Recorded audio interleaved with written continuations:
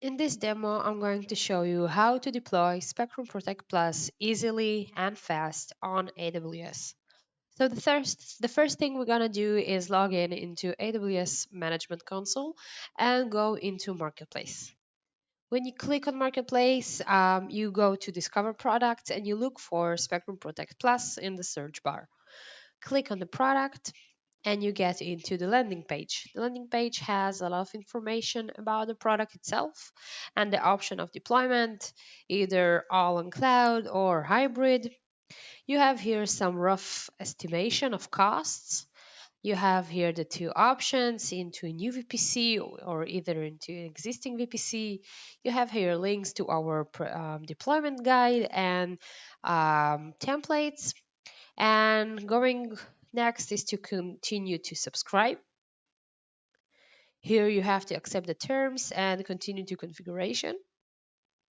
Here you have to choose whether you are going to deploy into a new VPC or into an existing VPC. In this demo, I'm going to use an existing VPC since I already have a VPN configured between my workstation and my AWS VPC.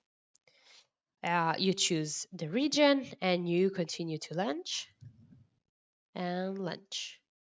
And this throws you into CloudFormation service, which is a service that knows how to create AWS resources using a template. Clicking on next will bring you to this page where you have to specify the stack details. So you get the name of the stack. Here you have to choose whether you're going to deploy all on cloud, which is Spectrum Protect Plus Server and vSnap on AWS, or only hybrid solution, which is vSnap only. Provide the VPC information and the bastion IP, the connection key, and the time zone. And here is the information about a real and existing Spectrum Protect Plus server. You have to provide the username and password and a private IP address. You have to make sure that you have a bidirectional communication between the VPC on AWS and this private IP.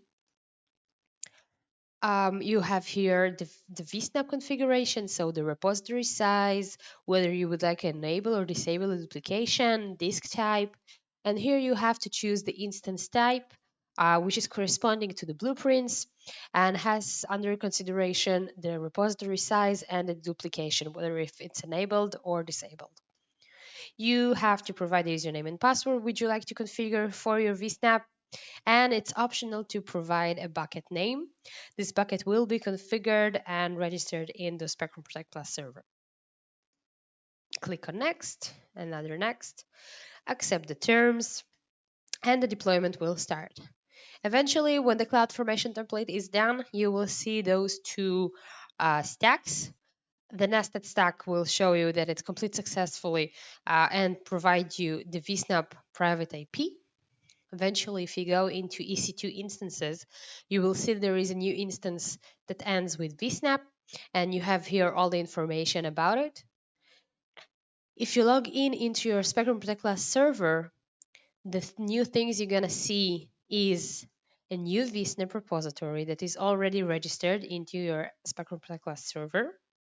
You also will see a new AWS account here where you can click on it and you will see all the regions, and you can just choose which region and which EC2 servers you would like to backup. And the only thing you have to do is to assign it into an SLA and start a backup. Also, you have here the registration of the S3 bucket and a new SLA. That's it. You're ready to go. You're ready to start your backup.